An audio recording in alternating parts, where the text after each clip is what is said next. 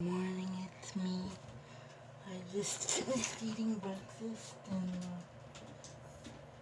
I had a shower last night before I went to sleep. They helped me put new bedding on my bed and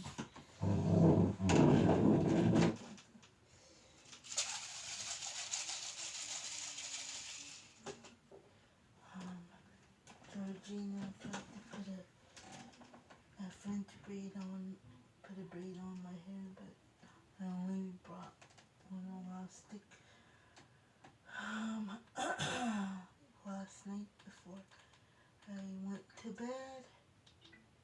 Um, let's see. Had a shower, took my earrings out. Or wait, I took my earrings out first and then what did I do? Um, oops. Hang on. And then,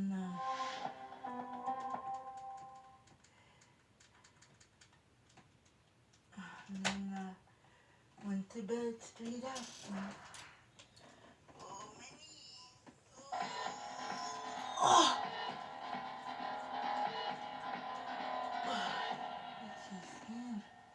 The Paw is a thriving town in northern Manitoba. It was once a Cree Indian encampment and a major fur trading center.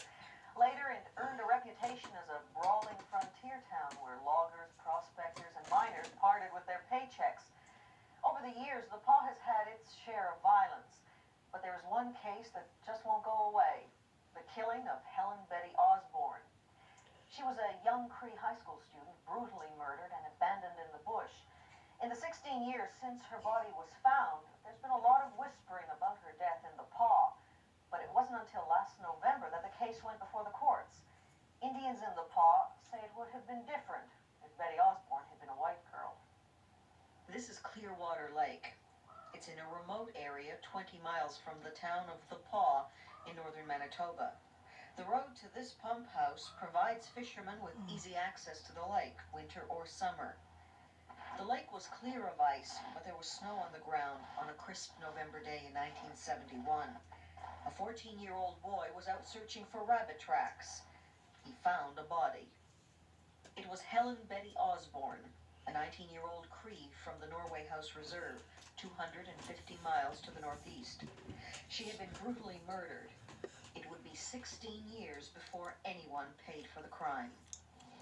The Paw is 350 miles north of Winnipeg. It depends largely on its pulp and paper and sawmill industries.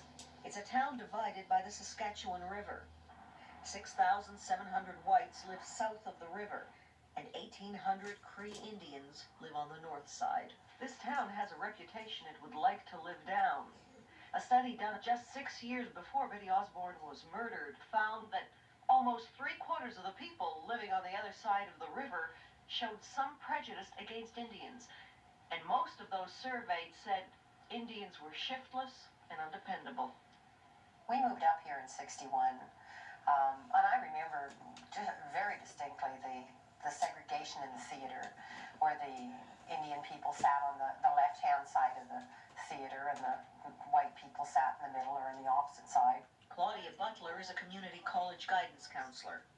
They would ask the Indians to move and get them all against the far side. I remember the segregation in the beer parlors here in town. And everybody remembers that. I remember when every Indian was judged by the half a dozen you might see drunk on the street. Everybody was considered a drunken Indian. It sounds like the American South. It was very much the same. Like, I was really surprised that this was actually happening. Sandra de la Ronde is a Métis, a member of the Manitoba Advisory Council on the Status of Women. She also directs an adult education program in the Paw.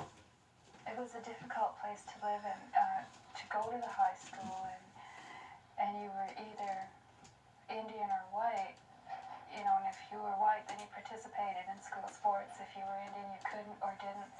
So I went to school somewhere else. And what would have happened to you had you stayed in school here? Think you would have achieved as you have? I don't think so. Why? Because I don't think I would have finished high school, I think I probably would have been streamed into an occupational course. And that's just not a reflection of the community as a whole. It's a reflection of what happens to most children of Aboriginal descent in this province. It was against this background that Betty Osborne came to the Paw to go to school in the summer of 1970, nearly 18 years ago. She boarded with a family in this house on the white side of the Paw. From there, it was a short walk to Margaret Barber Collegiate. One of her teachers was Val McAdam. I remember her as a petite, friendly, I guess more outgoing than our stereotype student at that time. She was one that you remembered because of her friendliness and her involvement with other students and with the school. On a November night in 1971, 15 months after she arrived in the Paw, Betty Osborne was walking alone on 3rd Street. A two-door white Chrysler pulled alongside her. 4 young men were in the car. It belonged to the manager of the local liquor store. His 18-year-old son, Lee Colgan, was in the back seat. It's just going out for a drunken car ride when you're young, which we did several times and everybody else did. And it turned into a horror story, I guess. Nobody actually knew what was happening. According to Colgan, they were looking for sex with an Indian girl. Betty Osborne refused to get into the car. 18-year-old Dwayne Johnson got out and forced her into the rear seat between himself and Colgan. They drove out of town. Colgan testified later he grabbed at the girl's breasts and pinned her arms as she tried to fight off Johnson, who was tearing at her clothes and beating her.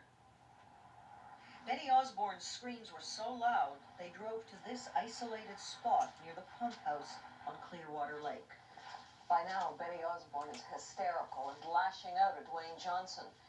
He drags her from the car into the darkness and rips off the rest of her clothing. The other 3 hear her screams as she's being beaten up. Colgan says James Houghton, then 23, got out of the car to help the girl.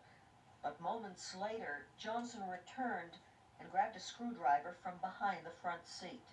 I don't know what happened outside the car because I wasn't outside. But I knew shortly after. And since then, it's just,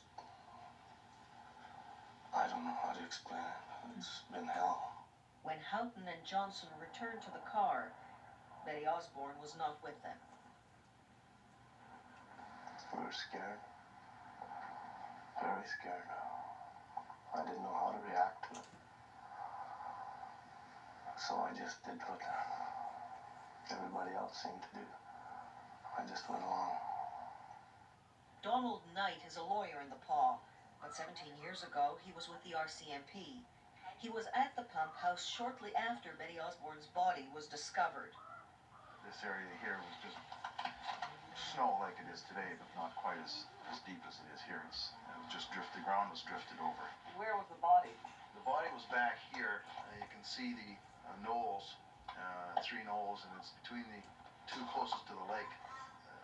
She was dumped over there and then later dragged back further, about another 30, 40 feet back into the bush, straight back.